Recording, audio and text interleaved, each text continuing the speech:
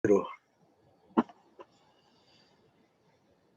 si no me equivoco, nuestra cuarta clase, técnicos, clases de metodología, clase 4. Veamos a ver qué dice este asunto.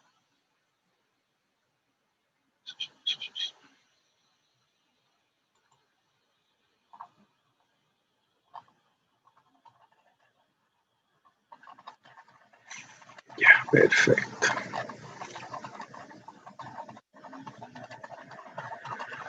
Esta es.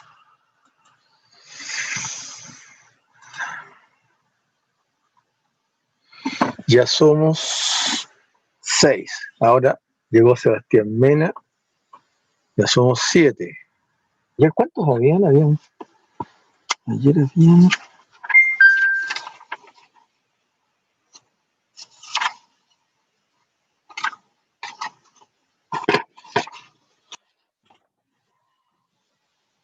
Hola, profe, ¿cómo está? ¿Qué? No se le escucha bien, profe. ¿Y ahora?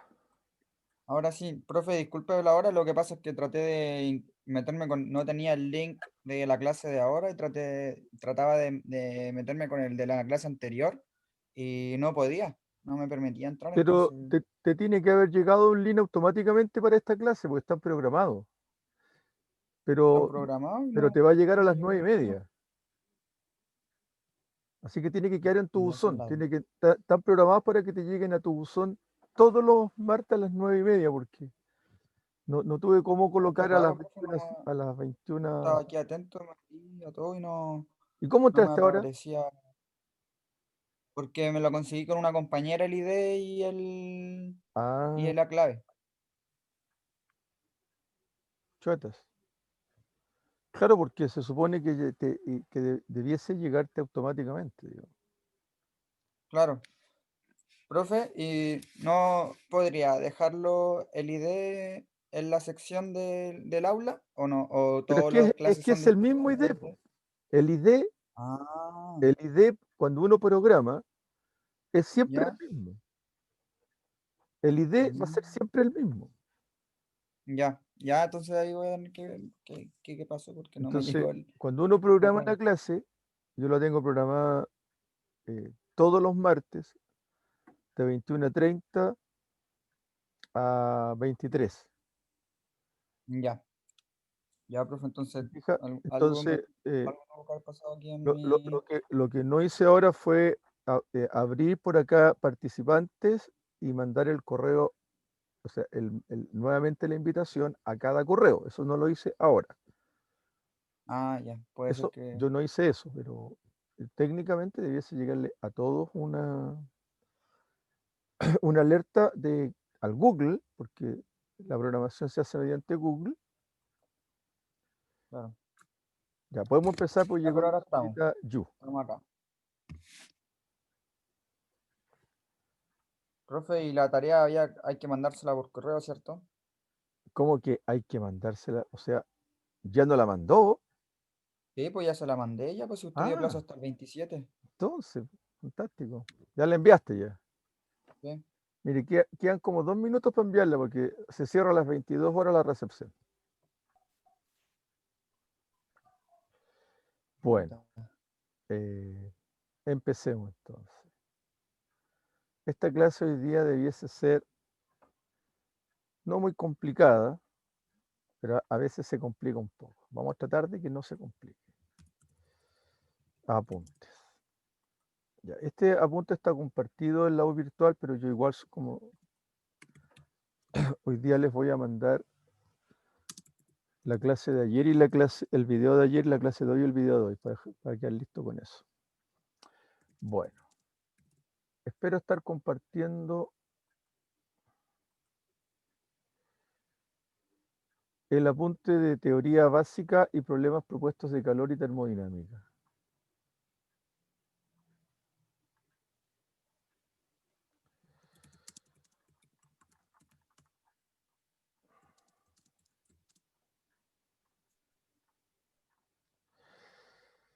En la clase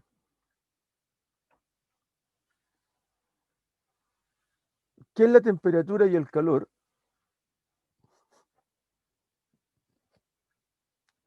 Aparte de que todos podemos establecer de que el calor es una forma de energía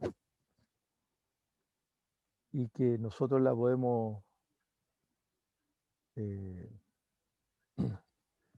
sensar a través de nuestra piel, a través de unos receptores de calor o de temperatura que tenemos en el cuerpo, y receptores que tienen la posibilidad de percibir calor y por lo tanto nos generan la sudoración,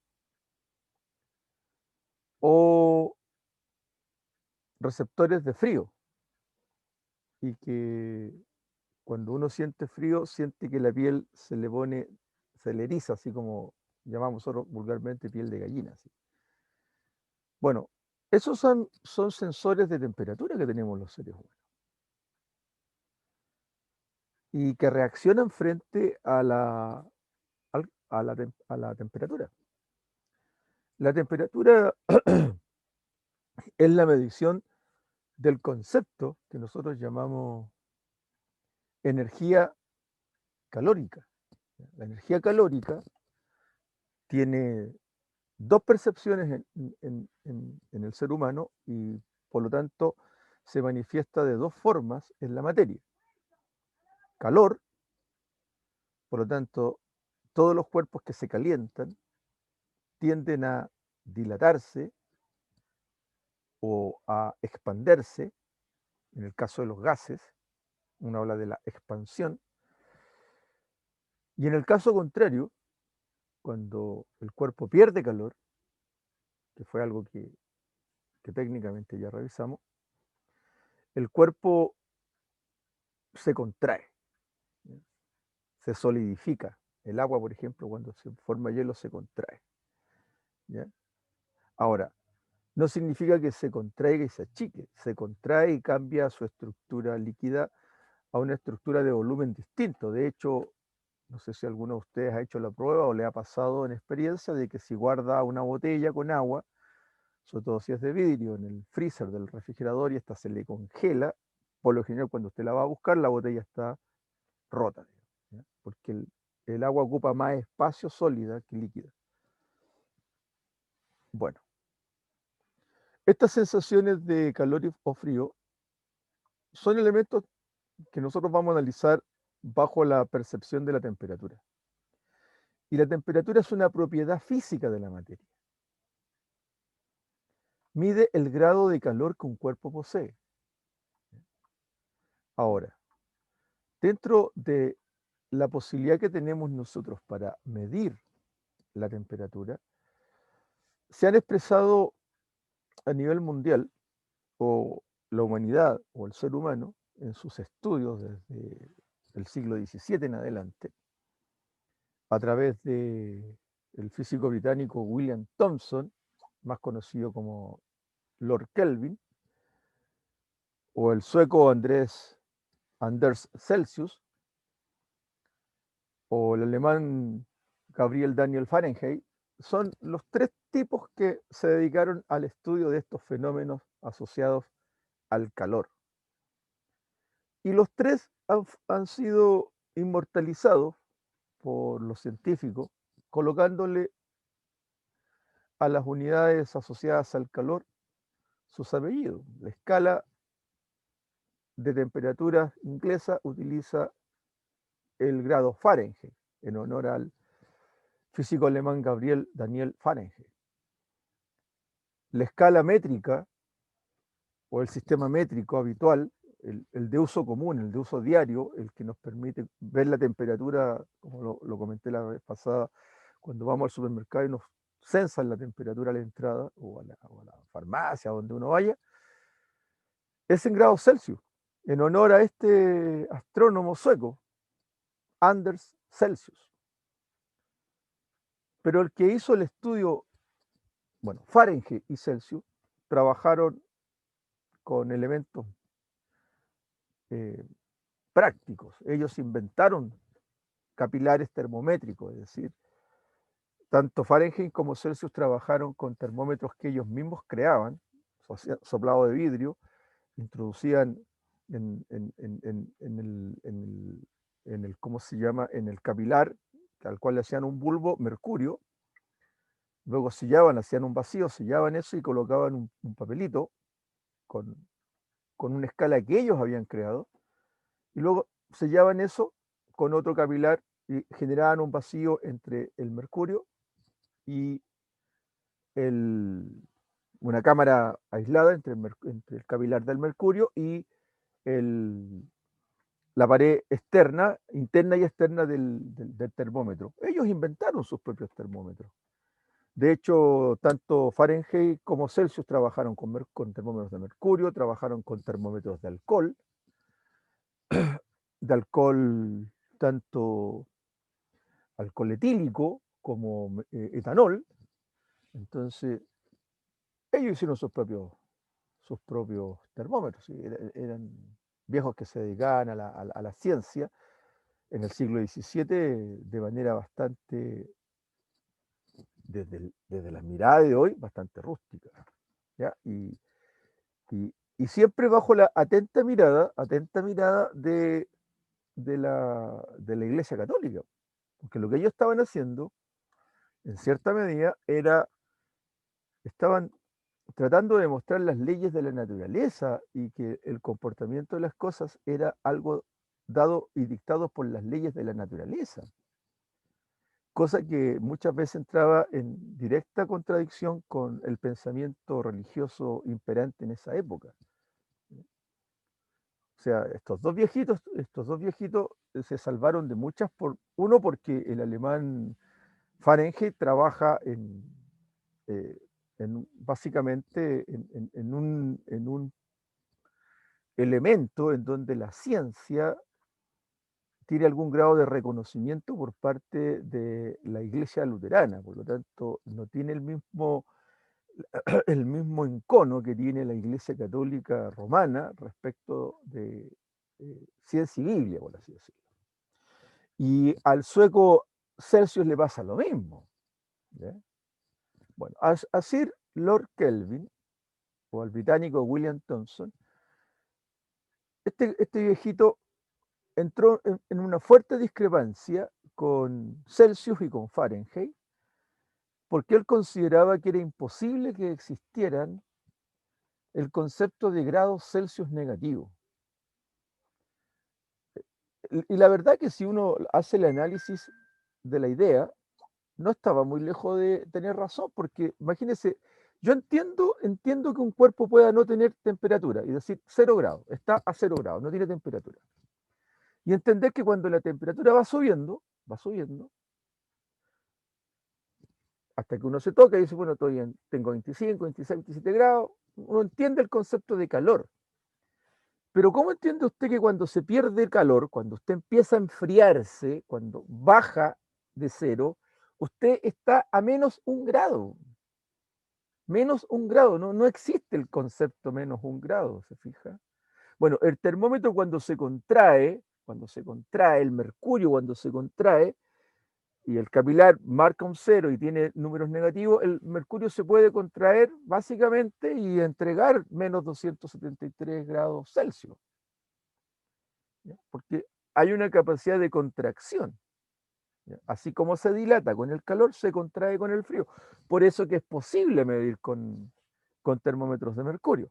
Y lo mismo ocurre con termómetros de alcohol. O sea, el alcohol también tiene una dilatación con la temperatura y una contracción con la temperatura cuando está baja. Entonces, si yo meto un termómetro en un témpano de hielo, el mercurio se va a contraer o el alcohol se va a contraer. Por tanto, si yo tengo una escala donde en alguna parte está el 0, sobre el 0 es que se está calentando, bajo el 0 es que se está enfriando. Eso yo lo logro entender racionalmente. Pero Kelvin dice, pero no existen los grados negativos. ¿Cómo van a existir los menos grados negativos? O sea, entiendo la matemática, pero no existe en la naturaleza no existe el grado negativo. No existe la temperatura negativa. O existe el frío, que no tiene sentido medirlo después bajo cero, o existe el calor.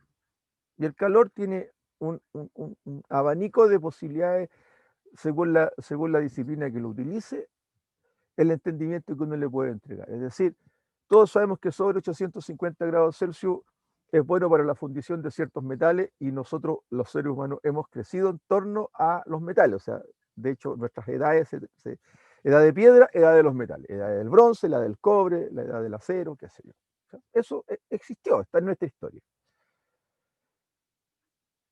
Pero el concepto de negatividad, o sea, la glaciación que pudo haber habido donde el mundo se cubrió de hielo, ¿qué importancia puede tener que hayan existido, no sé, pues, un ambiente de menos 50 grados Celsius si no había nadie vivo? O sea, con menos 50 grados Celsius no queda nada vivo.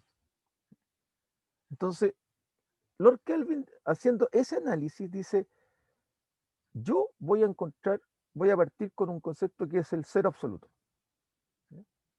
Y el cero absoluto él lo encuentra con una demostración que hace empírica, una demostración en un pizarrón, que eso se encuentra cuando el termómetro de Celsius se encuentra a 273,15 grados Celsius negativos, o sea, en menos 273,15 grados Celsius negativos. Y ahí el señor Kelvin fija el grado, el cero absoluto. Dice, de aquí para arriba la temperatura es 1 grado Kelvin, 2 grados Kelvin, 3 grados Kelvin, o sea, son grados positivos. Según Celsius, son negativos. Según Kelvin, son positivos. Pero él lo establece en función de algo que es un punto en donde el agua puede, según la teoría, encontrarse en los tres estados. Puede estar al mismo tiempo en estado sólido, en estado líquido y en estado gaseoso. O sea, punto triple del agua, o también lo que Lord Kelvin indicó, el 0 grado. Bueno, esto, que forma parte quizás de la historia, es el génesis de las escalas para medir temperatura. Ahora, si usted lee la biografía de estos seres y la vida de estos seres humanos y lo importante que fueron y su trayectoria y en el siglo que trabajaron y vivieron, bueno, es espectacular entender un poco más de ello. Pero eso ya es a manera particular. Bueno, las escalas termométricas tienen una relación entre ellas. Aquí está la relación entre los grados Celsius, los grados Fahrenheit y los grados Rankine. Rankine es también otro investigador que también se dedica al estudio, ¿ya? Es menos conocido que los otros, ¿ya? Y en realidad es la escala menos utilizada, es una escala que se utiliza en algunas conversiones, en algunos estudios de estequiometría química, ¿ya? Pero es tan poca la importancia que tiene a nivel de la ciencia que en realidad está prácticamente olvidado el Mr. Rankine. Bueno, las ecuaciones que usted ya conoce y que seguramente en más de alguna oportunidad en sus estudios se las revisaron, las analizó. Aquí están la grado Fahrenheit en función del grado Celsius, el grado Celsius en función del grado Fahrenheit, para transformar grados centígrados a grados Kelvin, para transformar grados Rankine a grados Fahrenheit, y así sucesivamente yo puedo hacer hablar las cuatro escalas unas en función de otras. A mí no me interesa que se las aprenda de memoria, pero sí me interesa que sepa que están en este apunte, de tal forma que cuando usted resuelva los problemas que yo le pueda plantear, usted sepa dónde encontrarlas, ¿ya? Porque eso es lo importante, que usted sepa dónde encontrarlas, ¿ya? Bueno, lo importante aquí es entender el concepto de cómo la temperatura afecta a la materia. Y aquí básicamente vamos a establecer a la materia metálica, ¿ya? A los metales, porque los instrumentos con los que vamos a medir en metrología, bueno, desde la antigüedad, si uno se va al museo de la Oficina Internacional de Pesas y Medidas, del Buró Internacional, hay un museo que muestra instrumentos en hueso de la edad de piedra, ¿ya? Muestra elementos en marfil de la época de las pirámides. O sea, hay toda una evolución del proceso de medir y de que el hombre de alguna manera se intentó dar instrumentos que mantuviesen, ¿ya?, una medida y que esa medida pudiese estandarizarse en el imperio, en el reino o en donde se fuera a utilizar.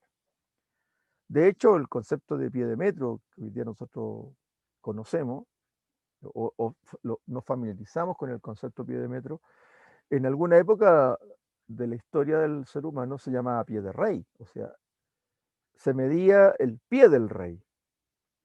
Si el rey tenía la patita grande, quedaba un largo del instrumento. Si el rey tenía la patita chiquitita, quedaba más chico el instrumento. Entonces, obviamente eso no podía seguir, pues, o sea, las medidas antropométricas está bien, pero hay circunstancias de la vida en que el rey duraba 2 semanas, entonces cambiar las medidas por 2 semanas. Nadie sabía cuándo el rey se iba a morir, entonces no era cuestión de que pucha, esperemos a ver cuánto tiempo dura este caballero para ver si cambiamos las medidas del pie a las medidas del pie de este rey. O esperemos que crezca hasta los 21 años, ahí le tomamos la medida a la patita. No, el rey era rey y al otro día había que tomar un montón de medidas y las medidas iban a ser utilizadas en todo el reino, en lo que abarcase el feudo, lo que abarcase, qué sé yo, geográficamente el reino.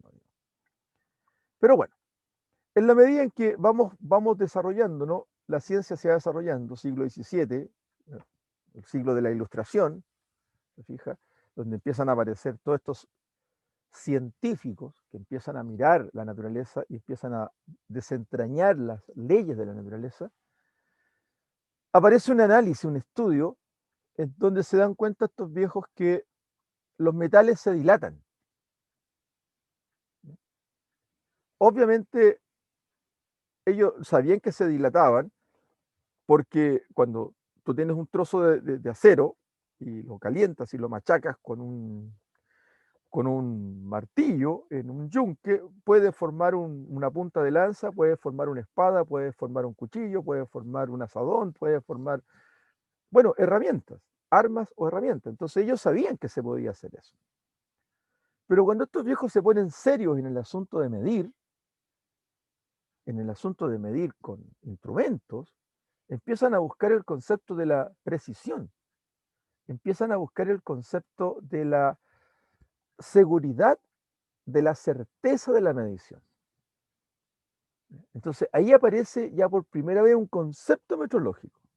Si bien es cierto, el hombre mide desde la época de las cavernas y mide desde las pirámides y mide desde que construyó el primer barco y todo lo que usted quiera, nunca se había el hombre preocupado mayormente, o si se preocupó, no hay escritos que hablen de la precisión, que hablen de la exactitud o que hablen de la incertidumbre. No hay escrito, no hay ningún escrito antiguo, ni en arameo, ni en sumerio, ni en acadio, hasta este momento que se haya descubierto, que se hable de la exactitud o de la precisión o de la incertidumbre. Se sabe o se asume que la construcción de las pirámides, o bueno, no tan solo las pirámides egipcias, sino que las pirámides o aquí en América Latina, las que construyeron los mayas, el mismo Machu Picchu, las piedras están tan bien puestas que quienes han estado ahí dicen que no se puede meter ni siquiera una gilet, ni siquiera una hoja de papel entre medio de estas piedras. O sea, ¿cómo las unieron en ese grado de precisión, ese grado de exactitud? Bueno, todo hace presumir que seguramente contaban con algún tipo de instrumento, o sea, por lo menos una escuadra, por lo menos una regla, ¿ya? O medían longitud, medían ancho y medían alto con algún tipo de instrumento. O sea, no puede ser que hayan medido al ojo, o a la mano, o al codo, ¿se fija? Tiene que haber habido un tipo de instrumento, y que obviamente la precisión estaba dada por, no sé, eh, algún escrito en algún cuero, en algún papiro, en alguna parte, que se iba traspasando de constructor a constructor. Pero hasta este minuto no se ha encontrado nada, ¿ya? ¿Ya? No se han encontrado los vestigios de instrumentos de algún tipo. Pero sí, ya del siglo XVII en adelante, este concepto de la dilatación térmica de las longitudes iniciales, y que estas longitudes iniciales iban a ser la longitud inicial, voy a remarcarla, ¿ya? Este concepto de la longitud inicial, esto que está aquí, va a ser igual a la longitud final después de un proceso de temperatura. Sí y solo sí, al sumarle el error, todo esto es el error, todo esto lo vamos a entender hoy día, es el error. Toda medida tiene una medida inicial y un error. Y el error se calcula con esta fórmula. Alfa L0 multiplicado por paréntesis, temperatura final menos temperatura inicial, cierre de paréntesis. A toda esta figura de alfa L0 delta T, nosotros lo vamos a reconocer como error. Y ese error va a estar dado por estos conceptos, la temperatura final y la temperatura inicial. Porque fíjese, matemáticamente, si la temperatura final es igual a la temperatura inicial, cualquiera sea la temperatura, inventemos, la temperatura final 15 grados, la temperatura inicial 15 grados. O sea, la temperatura final y la temperatura inicial son iguales. Se mide a una hora, medía 15 grados. Se mide en otra hora y mide 15 grados Celsius. 15 menos 15, 0. No hay variación de temperatura. Entonces, si esto da 0, si la temperatura yo logro controlarla, mantenerla, y es 0, 0 multiplicado por L0, cualquiera sea el valor, 15 millones, 10, 1 por 10 elevado a la menos 12. Cualquiera sea el valor multiplicado por 0, cualquier cosa que multiplique al 0 es 0. Y ese 0 multiplicado por alfa, cualquiera sea la constante, cualquiera sea el valor de este alfa, que lo vamos a ver en una tabla que está un poquito más abajo, va a dar 0. Por tanto, todo este factor es 0 si el delta T es 0. Y L0 más 0, L0, porque cualquier suma, cualquier valor al que le sume 0, queda el valor, porque el 0 es neutro para la suma, por definición. Entonces, LF igual L0. ¿Cuándo? Cuando la variación de temperatura no existe. Entonces, ¿qué es lo que afecta al error? ¿Cuál es el error en un proceso de medición? Es la temperatura. Si yo logro controlar la temperatura, en metrología no habría error. El problema es que lo más difícil de controlar en un laboratorio, lo más difícil de controlar en un proceso productivo, donde el maestro está con su instrumento y está trabajando en la máquina, está el calor del entorno, está el calor de la máquina, está el calor del mismo, está el calor de sus manos, está el instrumento puesto en alguna parte que está a una temperatura. La pieza sale del torno con una temperatura. Todo eso se mide y da una medida, pero con error. Si el error es significativo, obviamente la pieza puede declararse como defectuosa. Si el error está dentro de las tolerancias, porque todo esto tiene que tener una tolerancia, entonces es posible que la pieza se acepte como buena. Y lo anterior está afectado por algo que todos tenemos, los seres humanos incluso también tenemos, que es un coeficiente de expansión térmica. Es imperceptible en el ser humano, es imperceptible en la madera, es imperceptible en una piedra, es imperceptible en el plástico, pero que sea imperceptible, o sea, que sea 10 a la menos 9, 10 a la menos 12, no significa que no se contraiga. Y tampoco significa que no se dilate, o sea, que nosotros no nos contraigamos o no nos dilatemos respecto del calor o el frío que percibimos, no es cierto. Eso sería decir que nosotros no reaccionamos al frío o al calor, es una falacia, digamos, ¿ah? Porque reaccionamos al frío y al calor. Pues nos contraemos y nos dilatamos.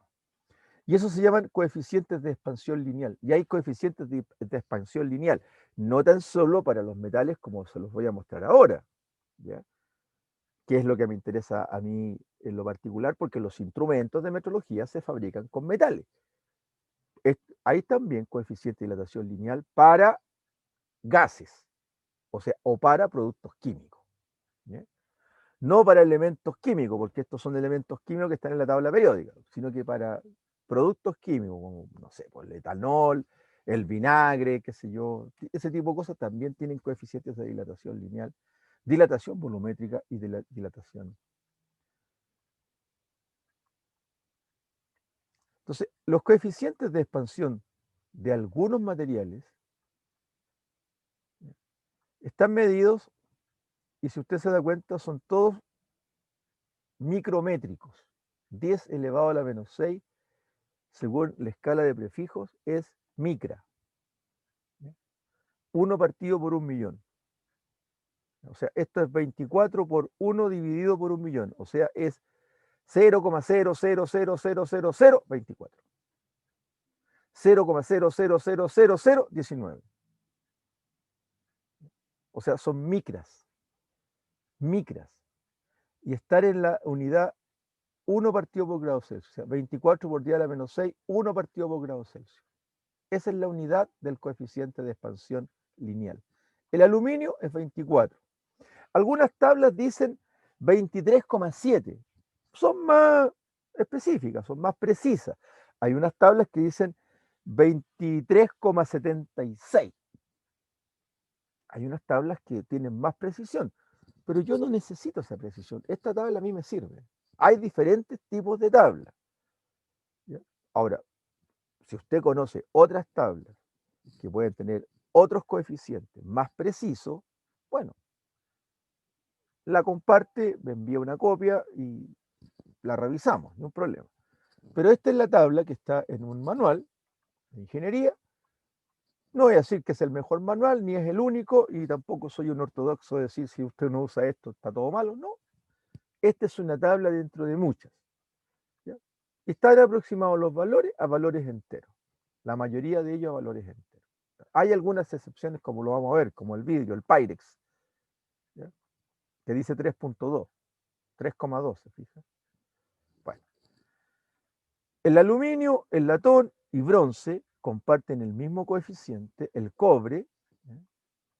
El vidrio ordinario, o sea, el que generalmente usamos todos en nuestras casas, el vidrio Pyrex, que son estos vidrios que uno puede meter al microondas o al horno de la cocina.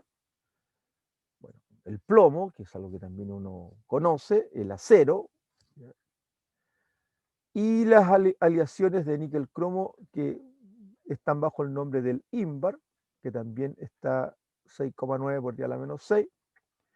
Y aquí hay un asunto que no es metálico y que es el concreto, que aunque usted puede que seguramente lo sabía, las calles se dilatan y se contraen. Por eso que cuando se construyen moldes o pedazos de calle, la parte del concreto va dividida. Son paños y queda una apertura entre los paños, que es 1 milímetro o medio milímetro para la contracción. Cuando se contrae cada uno queda un espacio, si es medio milímetro, a algo menor de 1 milímetro. Y cuando se dilaten, se acerquen y no se topen, porque si se acercan y se topan, usted ha visto, el cemento con la presión se rompe.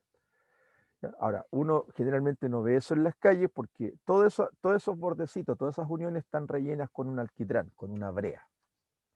O le han colocado una capa asfáltica a las calles y uno ya no ve el concreto. Y hay calles que las hacen de puro ripio con asfalto, entonces ahí no, eso es una pura plancha porque el asfalto es una goma, digamos, es un alquitrán con arena. Bueno, existe no tan solo la dilatación lineal. Aquí simplemente le voy a indicar esto, yo no le voy a pedir que haga un uso de las fórmulas para determinar dilatación de área, pero también existe la dilatación del área. O sea, si usted tiene una pieza que tiene una forma rectangular, esa forma rectangular se va a dilatar en el largo, en el ancho y en el espesor.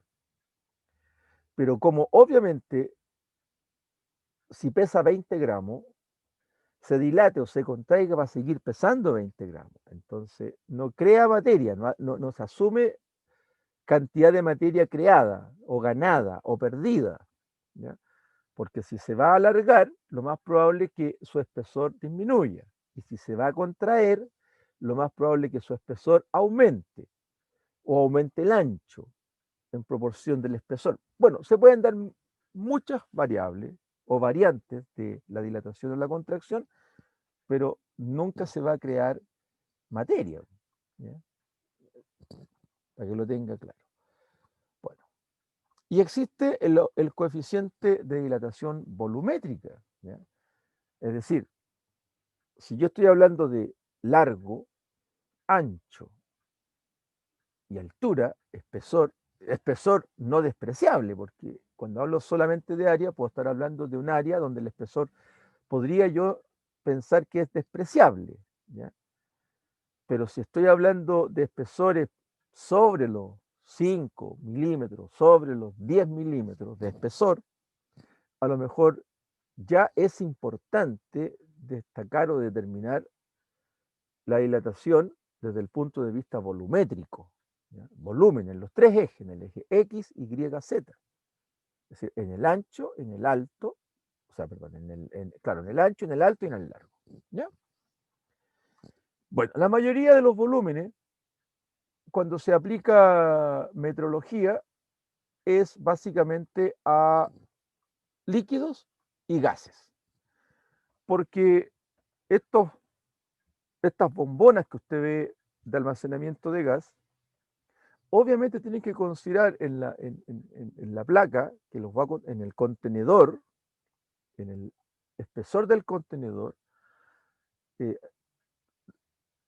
hacerlo de tal forma que pueda haber una doble cámara, cosa que el frío externo o el calor externo no contraiga o dilate el gas o el fluido que está allá adentro para que no se reviente el estanque, ¿ya? El contenedor.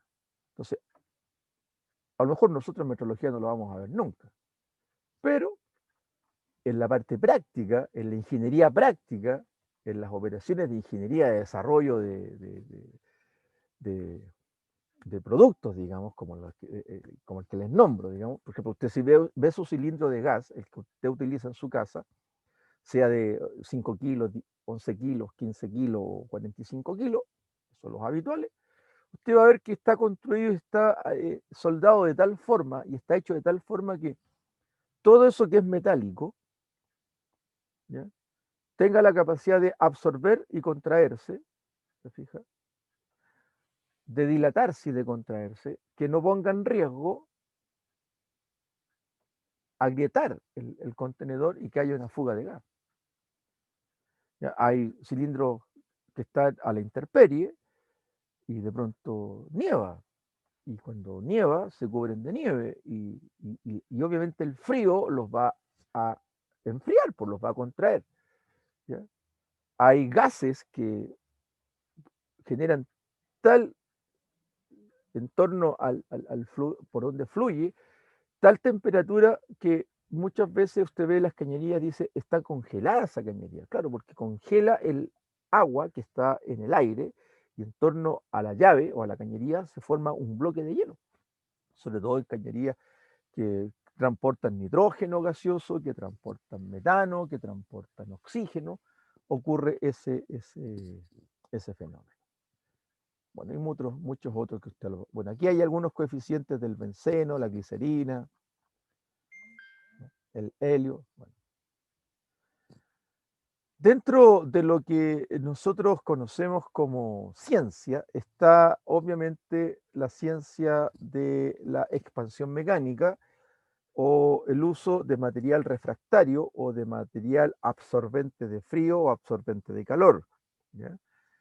en donde obviamente ahí lo que va a importar es la densidad asociada al material que estoy empleando, ¿ya? Pero todo esto tiene que ver con básicamente conceptos que en nuestro nivel, para esta metodología que vamos a ver ahora, yo se lo coloqué aquí como un antecedente de, de que usted conozca, digamos, que hay unos conceptos, por ejemplo, la dilatación, que es un estiramiento de la materia.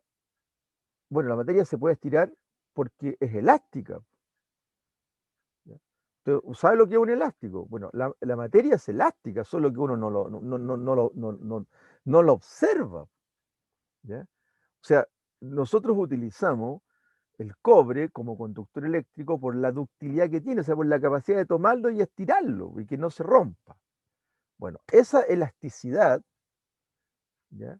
Obviamente, cuando yo utilizo estos elementos para construcción o estos elementos para fabricación de instrumentos, y y hay cobre, casi todos los dispositivos electrónicos, y hay instrumentos cuyos sensores son de cobre o son de tungsteno, ¿ya?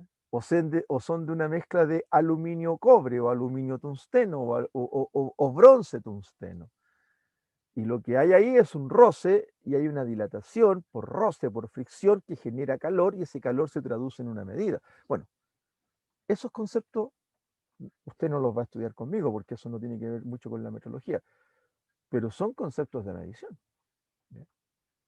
Hay un mecanismo en la transferencia de calor, ¿ya? Y esos mecanismos de transferencia de calor obviamente o pueden ser por conducción, ¿ya? En donde obviamente el calor proviene de una fuente y ese calor que proviene de una fuente es absorbido por otra fuente. Porque la ley de termodinámica dice que el calor va de lo caliente a lo frío. No al revés, de lo caliente a lo frío. Por eso que cuando llaman de la inversión térmica en Santiago o este fenómeno del efecto invernadero, es precisamente que acá la olla de Santiago tiene una temperatura mayor, una temperatura superior al viento que viene de la costa. El viento de la costa es más helado, más frío. Debiese penetrar porque viene enfriando la Tierra. Entonces, siempre la masa de aire fría va a ser en algún minuto más caliente que la Tierra que se enfría. Y la Tierra empieza a perder calor. Y al perder calor se enfría y por lo tanto genera densidad, genera neblina, genera lo que usted conoce, ese fenómeno.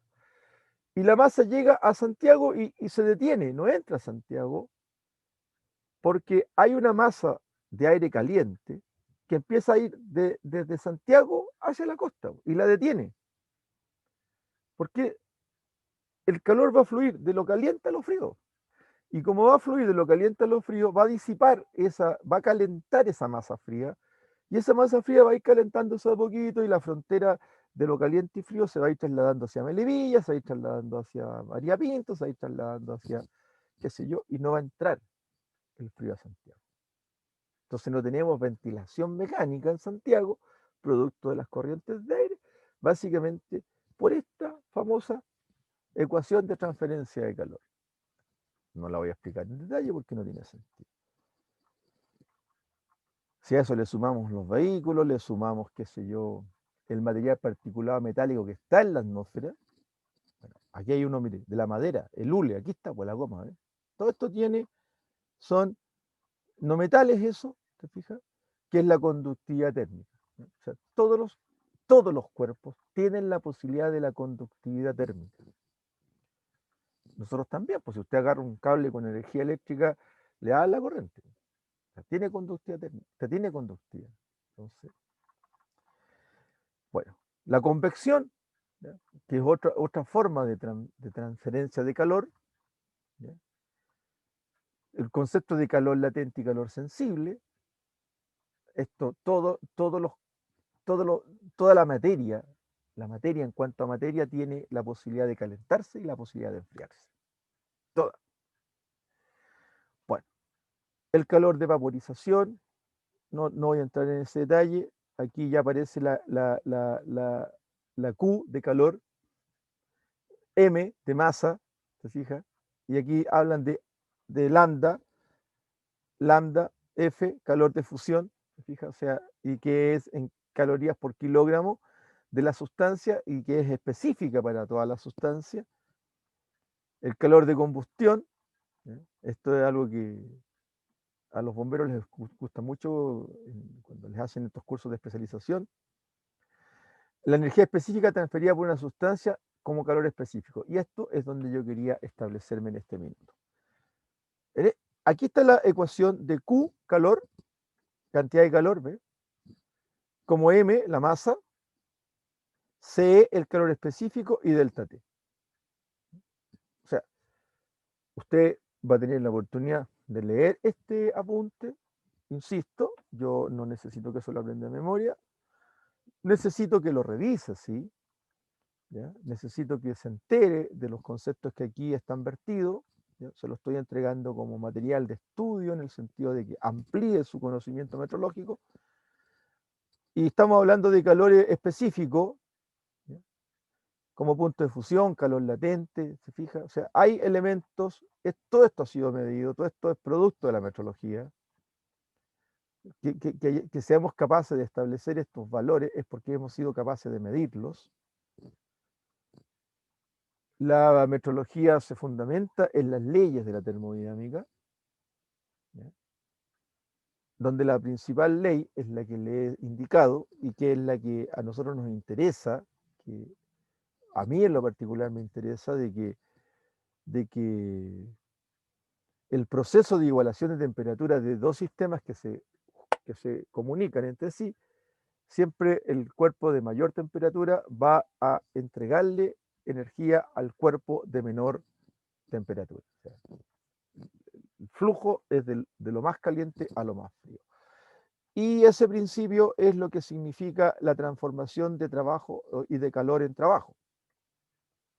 El calor es energía y por tanto yo con esa energía puedo generar trabajo, ¿ya? Y obviamente el hecho de cuando usted comienza, cuando usted está haciendo una labor, aunque sea muy simple como, no sé, lavar, pintar, bailar, o sea, cualquier actividad humana, usted empieza a mover su cuerpo empieza a generar calor. Cuando usted trabaja y mueve sus músculos, empieza a quemar el azúcar que tiene internamente porque está generando trabajo. Y el trabajo genera calor. Y ese fenómeno asociado a todos los cuerpos es lo que hemos conocido nosotros como básicamente los principios de la termodinámica, ¿ya? Voy a avanzar un poco porque esto tiene de todo este apunte, es un apunte muy completo. Usted lo puede mirar después con calma. Y bueno, aquí ya viene a partir de esta página en adelante, porque a mí una vez me dijeron, oiga, ¿por qué no nos da ejercicio? Usted puro habla y nunca da ejercicio. Y yo hago ejercicio, no es que no lo desarrolle. Bueno, aquí hay un listado de ejercicios con respuesta. Listado, fíjese. El apunte que le acabo de mostrar contiene todos los elementos para que usted resuelva todos estos problemas. Y aquí hay problemas con respuesta. ¿Ya? Ya están todos comprobados. O sea, no es que aquí hayan respuestas que usted llega a una respuesta y me dice, oiga, profe, sabe que en el ejercicio 16 a mí me dio otra cosa. Entonces yo le voy a decir, mire, lo más probable es que usted se haya equivocado porque ese resultado está bueno. ¿Ya? Y me da la impresión, si no me equivoco, parece que aquí en algún minuto, sí, están todos. Bueno, el apunte completo con ejercicios. Hay preguntas que ya no tienen solución, ¿ya? Hay problemas que no tienen solución y es para que usted obviamente confíe en su resultado. Y algunos que está la solución puesta ahí, ¿se fija? Hay algunos con solución y otros sin solución, ¿ya? Hay preguntas de razonamiento para entender mejor el apunte. O sea, este es un apunte. Y aquí vienen problemas propuestos sin respuesta. una cantidad de problemas propuestos sin respuesta, e incluso ese. Hay uno que está por acá, un poco más adelante, si no me equivoco, que lo coloqué en una prueba, fue en una prueba de metrología, fue la única pregunta, que era una prueba de reemplazo, me acuerdo. Creo que fue ese. Lo puse en una prueba porque estaba en el listado.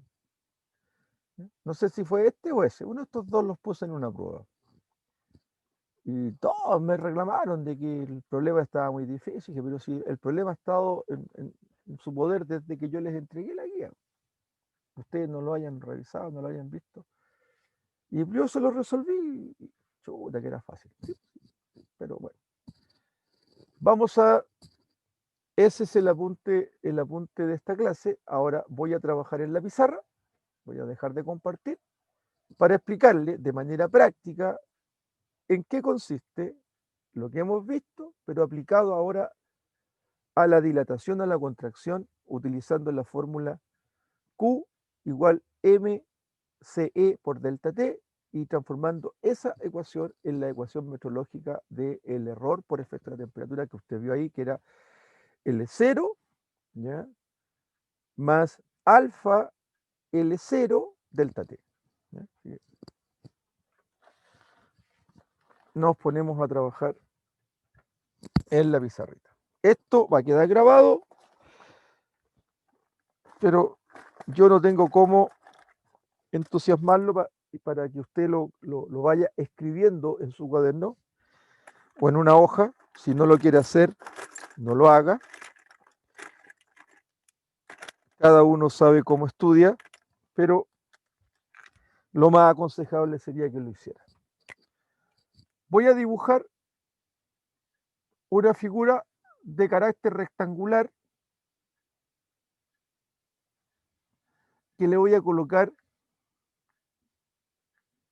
L0. Me voy a dedicar solamente a la dilatación longitudinal. Voy a decir que esta pieza tiene espesor. Tiene espesor, pero voy a decir que el espesor es despreciable. Le voy a decir que esta pieza tiene ancho o tiene altura. Tiene un ancho, pero le voy a decir que yo no voy a hacer dilatación de área, por lo tanto no voy a considerar el ancho, solamente el estiramiento lineal. Voy a ignorar el estiramiento del área o voy a ignorar el estiramiento volumétrico. Ese es el primer principio de lo que voy a hacer. Y le voy a decir además que todo esto, así como eso que está ahí, le acabo de indicar que es despreciable, también le voy a indicar, ¿dónde está mi borrador? También le voy a contar que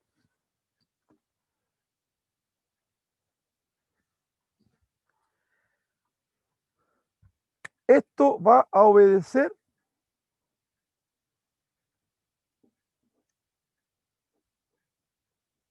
a un plano de dibujo. Es decir, eso es un dibujo. Y L0 entonces es la lectura del plano. Es una lectura del plano. Es una cota. Es una dimensión del plano. Por lo tanto, esto implica que el error es igual a 0.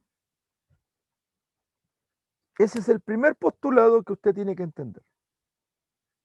Que yo voy a trabajar sobre un dibujo de un plano donde el valor de la cota o de la dimensión es L0. Entonces, yo voy a tomar este plano y lo voy a llevar a producción. El maestro va a ver el plano y va a producir una pieza metálica. Entonces el maestro va a producir una pieza. Eso que está ahí es el plano y el maestro va a producir una pieza. Entonces el maestro viene y hace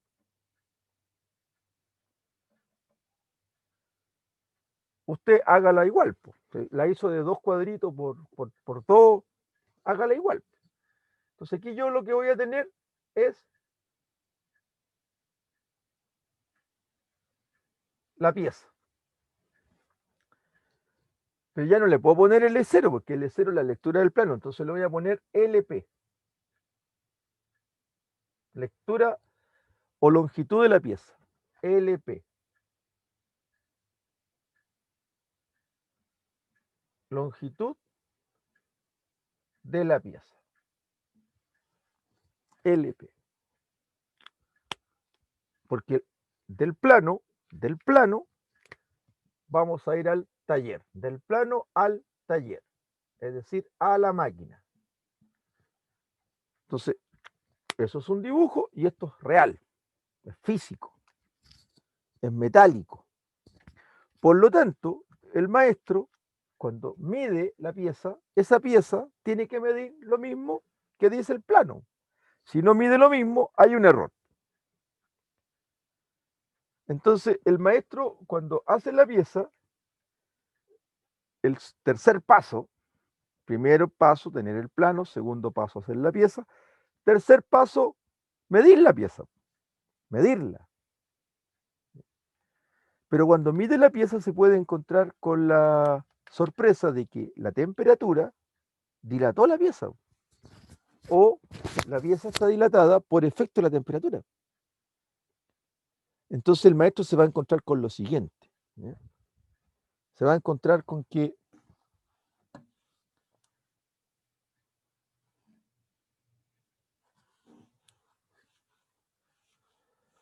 lo voy a hacer grande para que usted lo vea, pero estas dilataciones generalmente son del orden de las micras, ¿ya? Micrométricas o milimétricas, ¿ya? O milésimas de milímetro, ¿ya? O décimas de milímetro. Entonces, aquí voy a tener la pieza, que es lo que a mí me interesa.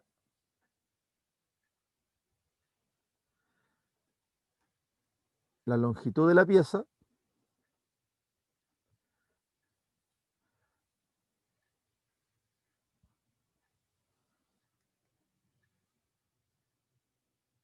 Aquí está la longitud de la pieza.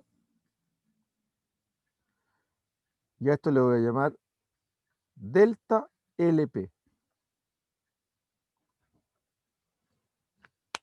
Y esto que está aquí, entonces va a ser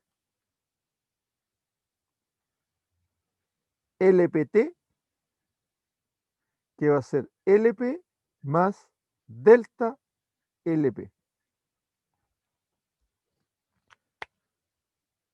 La longitud total de la pieza es lo que mide la pieza más la dilatación, más el delta LP, que puede ser, insisto, muy chiquito. Aquí lo estoy haciendo groseramente porque obviamente si lo hiciera micrométrico o lo hiciera milimétrico usted no lo vería y no tiene sentido. Entonces aquí aparece el primer concepto. Esto que está aquí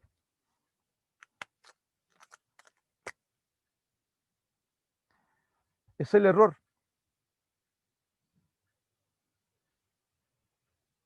Se lo voy a explicar. Y vamos a llegar hasta aquí porque ya me da la idea que ya estamos en la hora del cierre. LPT, y va a dejar los invitados para la próxima clase, igual a la lectura de la pieza más delta LP. Por lo tanto, delta LP, o sea, el error va a ser igual a LPT menos LP.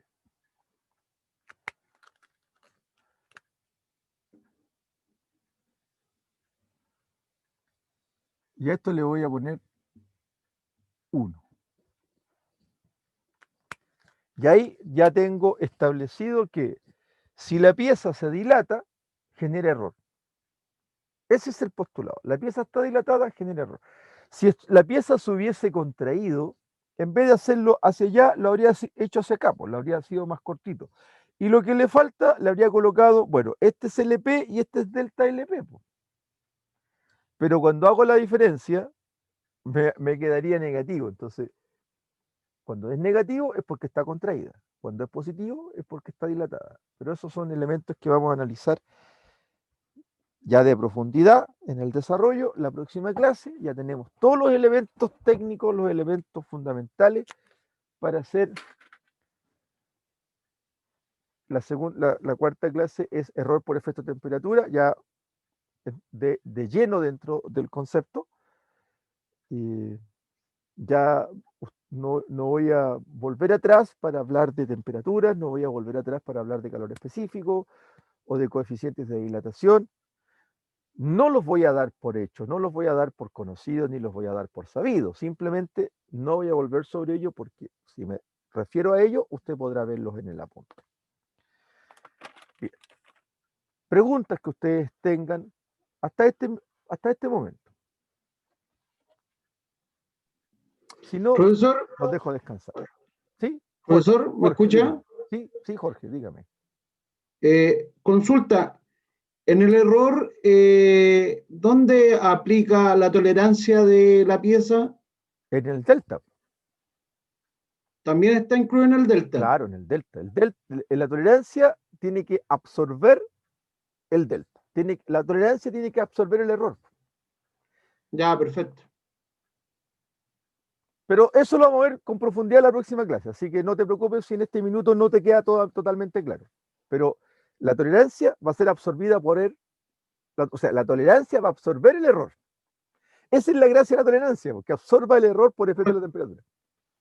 Correcto. Pero para profe. poder ponerle el más menos al plano, porque si volviera al plano, tendría que ponerle el más menos, ¿cierto? Porque todos los planos tienen un más menos. Correcto. Todas las dimensiones tienen un más menos. Pero si yo le pongo un más menos, tendría que ponerle más para acá y menos para allá. Entonces, se complica demasiado el entender el concepto. Así que, paso a pasito, de aquí a unas 4 o 5 clases más, cuando ya estemos incluso con ajuste, usted va a decir, ahora entiendo claramente por qué la tolerancia absorbe el error. Pero tranquilo, vamos a llegar a eso. Y yo me voy a encargar de que usted, al igual que yo, o así como yo lo entiendo, usted también lo entienda. Ya, profe, gracias. ¿Alguna otra consulta, chiquillas, chiquillos? Si no, para despedirlos, que estén bien. No, por mi parte, profe. Y espero no haberlos aburrido y dada la hora, espero que descansen. A mí fue un Buenas placer noches, esperarlo profes. hasta las 22:50 para iniciar. Que estén muy bien. Gracias, profe. Chao, profe, igual. gracias. Chao, profe. Chao, profe, gracias. Chao Juan, chao Yu, chao Manuel, Chao, chao profe. Marcela, Manuel, los que van quedando. Susana, que estés bien, Pablo Castillo. Nos vemos el próximo lunes. Yo ahora voy a editar y en un rato más les mando la clase. Que estén muy bien, chao. Chao.